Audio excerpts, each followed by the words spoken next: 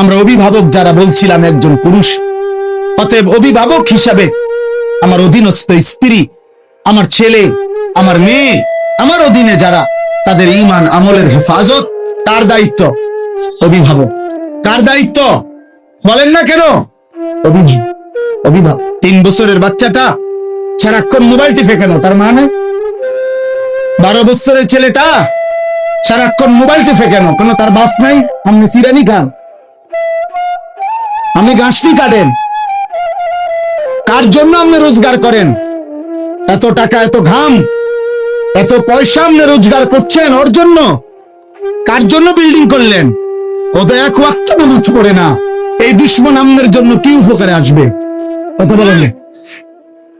হ্যাঁ, ওই বাস, আপনি যাই 60 বছর হয়ে গেল, আপনি যাই 30টা বছর ধরে এই বাজারে মাথার ঘাম পায়ে ফেলাইয়া একটা একটা টাকা রোজগার করেন, ব্যবসা করেন। আপনার স্ত্রীও বেপর্দা, আপনার ছেলেও নামাজ পড়ে না, আপনার মেয়েও পর্দা করে না।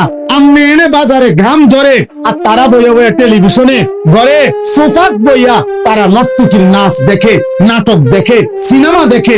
আপনার ছেলে এলাকার আরো 2-4টা বখাটের লগে পুরা দমে মোবাইলে উলঙ্গ ছবি দেখছে, আর আমনের ঘাম বাইয়া বাইয়া পড়তেছে একটা একটা টাকার জন্য।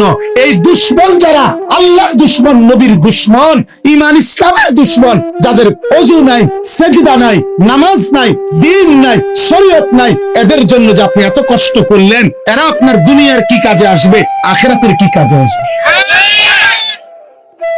বলেন অভিভাবক। আর দরকার আর আইতাম না কোনো আইস গুলো যা, আর আইলাম না। এই সমাজের বাবাদেরকে কিভাবে ফিরানো যায়?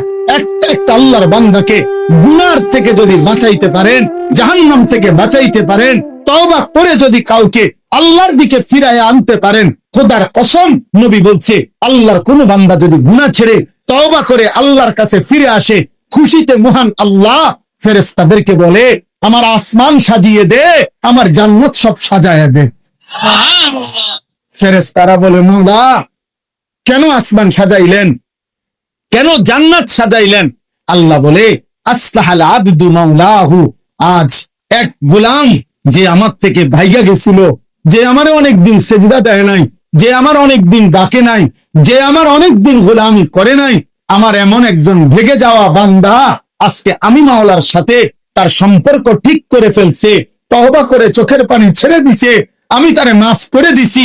এই খুশিতে আমি আসমান সাজিয়ে দিলাম, জান্নাত সাজিয়ে। সুবহানাল্লাহ। এজন্য ফিকির চাই।